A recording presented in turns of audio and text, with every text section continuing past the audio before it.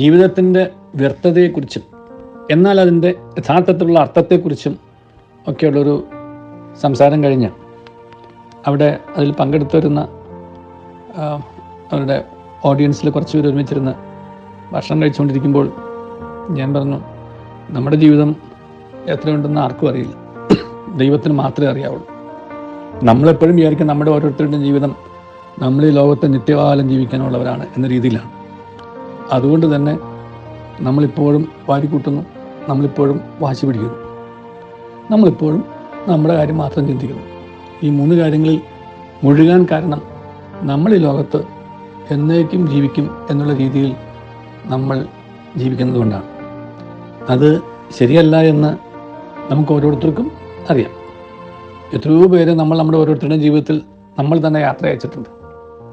അതിൻ്റെ അർത്ഥം ഇതുപോലെ നമ്മളും ഒരു നാൾ യാത്ര അയക്കപ്പെടും എന്ന് തന്നെയാണ്. നമ്മൾ യാത്രയായില്ലെങ്കിലും നമ്മളെ യാത്ര അയക്കും. ആ യാത്രയുടെ പ്രത്യേകത അതാണ്. നമ്മളെ യാത്രയാവേണ്ട ആവശ്യമില്ല, നമ്മളെ യാത്ര അയച്ചോളൂ. അപ്പോൾ അങ്ങനെ ഒരു കാര്യങ്ങൾ പറഞ്ഞിരുന്ന കൂട്ടത്തിൽ ഞാൻ പറഞ്ഞു, അതുകൊണ്ട് തന്നെ ഞാൻ എപ്പോഴും ഒരുമാതിരി പ്രായമായിട്ടുള്ള അല്ലെങ്കിൽ മധ്യവയസ്കരായിട്ടുള്ള ആളുകളോടൊക്കെ ഞാൻ പറയും, മക്കളൊക്കെ ആയിക്കഴിഞ്ഞാൽ പിന്നെ നിങ്ങൾ നിങ്ങളുടെ ജീവിതത്തിൻ്റെ മധ്യപ്രായത്തിലേക്ക് എത്തുമ്പോഴെങ്കിലും നിങ്ങൾ ഓർക്കണം, നിങ്ങളെക്കുറിച്ചുള്ള കാര്യങ്ങളെക്കുറിച്ചൊരു വ്യക്തതയും കൃത്യതയും ഉണ്ടാക്കി വയ്ക്കുന്നത് നല്ലതാണ്. വ്യക്തമായി ഞാൻ അവിടെ പറഞ്ഞു, മരണപത്രം എഴുതി വയ്ക്കുന്നത് നല്ലതാണ്, വിൽപത്രം നല്ലതാണെന്ന് മാത്രമല്ല ആവശ്യമാണ്. അപ്പോൾ അതിനകത്ത് ഒരുപാട് ബിസിനസ്സുകളുണ്ടായിരുന്ന, ഒരുപാട് സ്വത്തുണ്ടായിരുന്ന 1-2 കൂട്ടർ അവിടെ ഇരിപ്പുണ്ടായിരുന്നു. അവർ ഇത് കേട്ടിട്ട് വളരെ ആകാംക്ഷയോടെ ഈ ടേബിളിൽ വന്നിരുന്നിട്ട് ഈ സംഭാഷണത്തിൽ പങ്കുചേർന്നു. അപ്പോൾ അവർ പറഞ്ഞു, ഇപ്പോഴേ അതിനെക്കുറിച്ചൊക്കെ ചിന്തിച്ചു കഴിഞ്ഞാൽ ഇപ്പോഴത്തെ കാര്യങ്ങൾ മുന്നോട്ട് പോകില്ല. ഇപ്പോഴേ അതിനെക്കുറിച്ച് ചിന്തിച്ചാൽ ഇപ്പോഴത്തെ കാര്യങ്ങൾ മുന്നോട്ട് പോകില്ല. പിന്നെ ഞാൻ അവരോട് പറഞ്ഞു, ഇപ്പോഴത്തെ കാര്യങ്ങൾ നമ്മളെ മുന്നോട്ട് കൊണ്ടുപോകാണോ അതോ നമ്മളെ പുറകോട്ട് കൊണ്ടുപോകണോ എന്ന് ചിന്തിക്കണം. 1. രണ്ടാമത്തെ, ഇപ്പോഴത്തെ കാര്യങ്ങൾ എപ്പോഴും ഉണ്ടാകില്ല എന്നും തിരിച്ചറിയണം.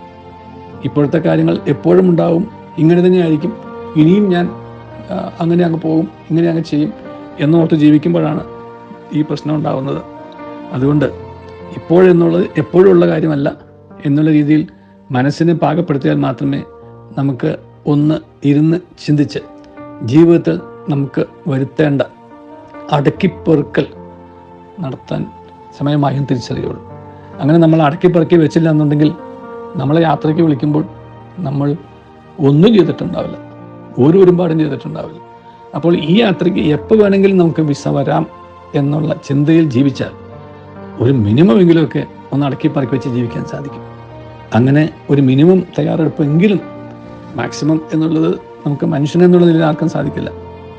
നമ്മെ ഓർമ്മിപ്പിച്ചിട്ടുണ്ടെങ്കിൽ പോലും ഇന്ന് എൻ്റെ ജീവിതത്തിൽ അവസാന ദിവസം എന്ന രീതിയിൽ തന്നെ ഓരോ ദിവസത്തെയും കാണണമെന്നൊക്കെ ചിന്തയൊക്കെ ഉണ്ടെങ്കിലും കഴിഞ്ഞ ദിവസം ഒരാൾ പറഞ്ഞ മാതിരി ചിന്തിക്കാൻ നല്ലതാണ്, പക്ഷേ അത് ഉൾക്കൊള്ളാൻ ഭയങ്കര പാടാണ്. കാരണം എന്തുമാത്രം കാര്യങ്ങൾ എനിക്ക് ചെയ്തു തീർക്കാനുണ്ട്. ഇതൊക്കെ ശരിയാണ്, ചെയ്തു തീർക്കാനായിട്ടുള്ള ദിവസം ഉണ്ടെങ്കിലല്ലേ അതൊക്കെ സാധിക്കുള്ളൂ. അപ്പോൾ അതുകൊണ്ട് ഒരുമാതിരിയെങ്കിലും ജീവിതത്തെ എപ്പോഴും ഒന്ന് അടക്കി പൊറുക്കി വെച്ച് മുന്നോട്ട് കൊണ്ടുപോകാൻ കഴിഞ്ഞാൽ ജീവിതത്തിൽ തന്നെ നമുക്ക് എല്ലാത്തിനും ഒരു ഓർഡർ ഉണ്ടാവും, ജീവിതത്തിന് പലതിനും ഒരു ക്ലാരിറ്റി ഉണ്ടാവും, ജീവിതത്തിന് ഒരു സ്വസ്ഥത ഉണ്ടാവും, മുന്നോട്ട് നമ്മൾ അവശേഷിപ്പിച്ച് പോകുന്നവർക്ക് സമാധാനം ഉണ്ടാവും. അങ്ങനെയുള്ള ഒരു അടക്കിപ്പറക്കൽ അനുദിനം നടത്തുവാനായിട്ടും ജീവിതത്തെ നന്നായിട്ട് ക്രമീകരിക്കുവാനായിട്ടും ദൈവം നമ്മെ ഓരോരുത്തരും അനുഗ്രഹിക്കട്ടെ. അത് നമുക്കും നമ്മുടെ ചുറ്റുപാടുമുള്ളവർക്കും ആശ്വാസമാകും. അല്ലാത്ത വർഷം നമ്മൾ അവശേഷിപ്പിക്കുന്നത് അസ്വസ്ഥതയാകും. ദൈവം നമ്മെ അനുഗ്രഹിക്കട്ടെ. നല്ലൊരു ദിവസം എല്ലാവർക്കും നേരുന്നു.